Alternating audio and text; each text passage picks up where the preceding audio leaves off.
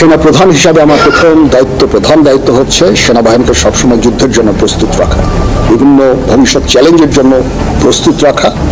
সেই কাজটাই ইনশাআল্লাহ আমি করে যাব। সেনা শাসন জরুরি অবস্থা দাঁড়িয়ে হইতেছে বাংলাদেশ। শেষমেশ হয়তো সেনা শাসনে আসবে অথবা জরুরি অবস্থা ঘোষণা। ডক্টর মোহাম্মদ ইউনূসের পাওয়া নোবেল পুরস্কারটাকে বাতিল করতে হবে। সাম্প্রদায়িক দাঙ্গা, গণতন্ত্র এবং বাক স্বাধীনতার হত্যার দায়ে শান্তিতে নোবেল কেড়ে নেওয়া হচ্ছে ডক্টর মোহাম্মদ ইউনূসের কাছ থেকে এবং সারা দেশে সেনা শাসন জারি করেছেন সেনাপ্রধান ওয়াকারুজ্জামান। দর্শক, এবার বাংলাদেশে ঢুকে পড়েছে ভারতীয় নাগরিকরা। ডক্টর ইউনূসকে টেনে হিসড়ে ক্ষমতা থেকে নামাবে। ইতিমধ্যে শেখ হাসিনাকে বাংলাদেশে আনার ঘোষণা দিয়েছেন ভারতীয় নাগরিকরা। তারপর সেনা প্রধান ও সেনাবাহিনীকে নির্দেশ দিয়েছেন দেশ দখল করার জন্য। ইতিমধ্যে কঠিন বিপদে আছেন ডক্টর ইউনূস, এই ভিডিওতে দেখাবো। তাই না টেনে একদম সম্পূর্ণ ভিডিওটি দেখবেন। চ্যানেলে নতুন হলে সাবস্ক্রাইব করে রাখবেন এবং একটি লাইক দিয়ে দেখতে থাকুন সম্পূর্ণ ভিডিওটি।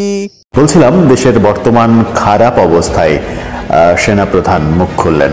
দেশে যে পরিস্থিতি চলছে, হিন্দু মুসলিম দাঙ্গার মতো অবস্থা তৈরি হয়েছিল, সেই অবস্থা এখনো যে মিটেছে সেটা বলা যাবে না। ছাত্ররা মাঠে আন্দোলন করছে, গার্মেন্টস কর্মীরা মাঠে নামছে প্রায় প্রতিদিনই বেতনের দাবিতে, বিভিন্ন দাবিতে। রিকশা আন্দোলন আপাতত বন্ধ হয়েছে হাইকোর্টের আদেশ এক ধরনের স্থগিত করার জন্য। সব মিলিয়ে সব দিকেই যখন অস্থিরতা চলছে, অন্যদিকে আওয়ামী লীগ এই অস্থিরতার মাঝে ফিরে আসার চেষ্টা করছে। এরকম পরিস্থিতিতে সেনাপ্রধান আজকে একটা অনুষ্ঠানে দেশের বর্তমান পরিস্থিতি নিয়ে প্রথমবারের মতো মানে অনেকদিন পরে প্রথমবারের মতো মুখ খুললেন। গত বেশ কিছুদিন এই যে খারাপ পরিস্থিতি চলছে, এই পরিস্থিতিতে সেনাপ্রধানের কোনো বক্তব্য পাওয়া যায়নি। সেনাপ্রধানের বক্তব্য না পাওয়া যাওয়ার কারণে এক ধরনের ধূম্রজাল তৈরি হয়েছিল যে সেনাবাহিনী কি ভাবছে, সেনাবাহিনী এই মুহূর্তে কি করবে। সেনাপ্রধান মুখ খুললেন, তিনি বললেন দেশের বর্তমান ক্রান্তিকালে সেনাবাহিনী সবসময় জনগণের পাশে থাকবে। তিনি এক অর্থে স্বীকার করলেন যে দেশে এখন ক্রান্তিকাল চলছে, দেশে এখন খারাপ সময়ই চলছে। সেটা স্বীকার করে নিয়ে সেনাপ্রধান জানালেন সেনাবাহিনী দেশের মানুষের পাশে থাকবে। তিনি বলেছেন জীবনের ঝুঁকি নিয়ে রাত দিন সেনাবাহিনীর সদস্যরা মানুষের জানমালের নিরাপত্তার জন্য কাজ করে যাচ্ছে এবং এই কাজ তারা অব্যাহত রাখবে। পরিস্থিতি কোন দিকে যাচ্ছে সেটা হয়তো এখন বলা না গেলেও সময় যত যাবে ততটা পরিষ্কার হওয়া যাবে যে পরিস্থিতি কোন দিকে যাচ্ছে, সেনাবাহিনী বা কি সিদ্ধান্ত নিতে যাচ্ছে। তবে সেনাপ্রধান যখন নিজ মুখে স্বীকার করলেন যে দেশে ক্রান্তিকাল চলছে, তখন সেটাকে গুরুত্ব দিয়ে সরকারের আমার মনে হয় পদক্ষেপ নেয়ার সময় এসে গেছে।